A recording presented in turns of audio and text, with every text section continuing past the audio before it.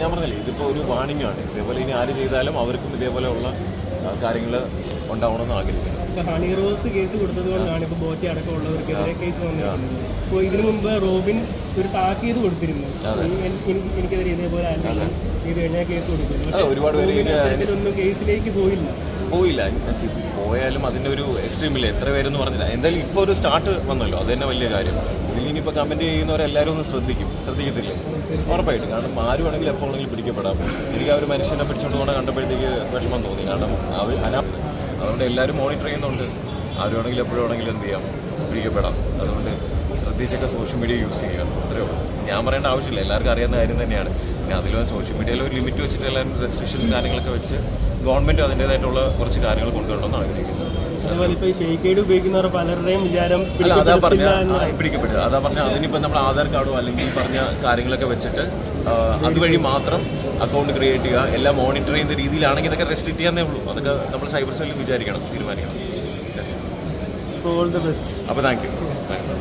Violent മൂവിയാണ്, അത് വേണമെങ്കിൽ കാണുക, മനസ്സിലായില്ലേ? അത് എ സർട്ടിഫിക്കറ്റുള്ള മൂവിയല്ലേ, അത് ഓൺലി മൂവിയാണ്. സോ അങ്ങനെയുള്ളവർ വന്ന് കണ്ടാൽ മതി.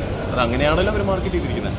അല്ലാതെ ഇത് നിങ്ങൾ കുട്ടികളെ സ്ത്രീകളെല്ലാം വന്ന് കാണുമെന്നൊന്നും അവരെന്ത് ചെയ്തിട്ടില്ല, മാർക്കറ്റ് ചെയ്തിട്ടില്ല. വയലൻസ് ഇഷ്ടപ്പെടുന്ന, ആക്ഷൻ ഇഷ്ടപ്പെടുന്ന എല്ലാവരും വന്ന് കാണുക എന്നാണ് പറഞ്ഞിരിക്കുന്നത്. അതിൻ്റെ ഒരു എന്താ പറയുക 100% അവർ കൊടുത്തിട്ടുണ്ട്. അല്ല, ഈ ഉണ്ണിമുന്തനായതുകൊണ്ട് വിമർശിക്കുന്ന കുറേ ആൾക്കാരുണ്ട്.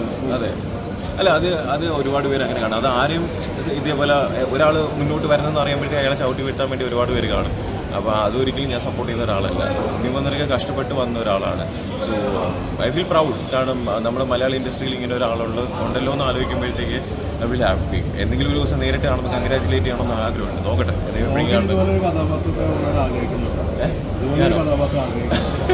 ഫ്യൂച്ചറിൽ എപ്പോഴെങ്കിലും നോക്കാം, അത്രേ ഉള്ളൂ. നോക്കട്ടെ, നമുക്ക് ഒറ്റയ്ക്ക് വഴിവെട്ടി വരുമ്പോൾ ഇച്ചിരി സമയമെടുക്കട്ടെ. ഇതിപ്പോൾ അതേപോലെയാണ് ഇപ്പോൾ ഏറ്റവും വിവാദമായി കൊണ്ടിരിക്കുന്ന അല്ലെങ്കിൽ ഭയങ്കര ചർച്ച ചെയ്തൊരു വിഷയമാണ് ഈ ബോച്ചെ വിഷയം. അപ്പം അതിലെന്താണ് റോബിനെ നിലപാട്? ഞാൻ പറയില്ല, സോഷ്യൽ മീഡിയയിൽ ഒരുപാട് റെസ്ട്രിക്ഷൻസ് വരേണ്ട ആവശ്യമുണ്ട്. കാരണം ഫേക്ക് ഐഡി ക്രിയേറ്റ് ചെയ്ത് പലർക്കും എന്തും പറയാമെന്നുള്ളൊരു കാര്യമില്ല. സോ അത് നമ്മൾ ഗവൺമെൻറ് തന്നെ ഇടപെട്ടിട്ട് അതിനുള്ള കുറച്ച് റെസ്ട്രിക്ഷൻസ് കൊണ്ടുവരണം. കാരണം ഈ പറഞ്ഞ ഫേക്ക് ഐഡി ക്രിയേറ്റ് ചെയ്യുന്നതിന് പകരം ഇതേപോലെ ആധാർ അക്കൗണ്ടും കാര്യങ്ങളൊക്കെ ലിങ്ക് ചെയ്യിപ്പിച്ച് അതാകുമ്പോൾ എന്തെങ്കിലും ഒരു കാര്യമുണ്ടെങ്കിൽ ഇവർക്കൊരു പേടിയാണ് പിടിക്കപ്പെടുന്നത്, അല്ലേ? സോ ആ റെസ്ട്രിക്ഷൻ കൊണ്ടുവരണം. പിന്നെ തെറ്റ് ചെയ്ത് കഴിഞ്ഞാൽ വലുപ്പം ചെറുപ്പം ഇല്ലാത്ത രീതിയിൽ എല്ലാവരെയും ശിക്ഷപ്പെടണം. അതാരാണെങ്കിലും, ഞാനാണെങ്കിലും. ഇൻസൾട്ടാണ് മുരളി ലൈഫിനെ മുന്നോട്ട് കൊണ്ടുപോകണം, ഇത്രേ ഉള്ളൂ. അതൊക്കെ ഇൻസൾട്ടൊക്കെ ഉണ്ടാവും. പക്ഷേ നമ്മളെന്തെങ്കിലും ചെയ്യുന്നതുകൊണ്ടാണല്ലോ ഇതേപോലെ കേൾക്കുന്നത്, മനസ്സിലായില്ലേ?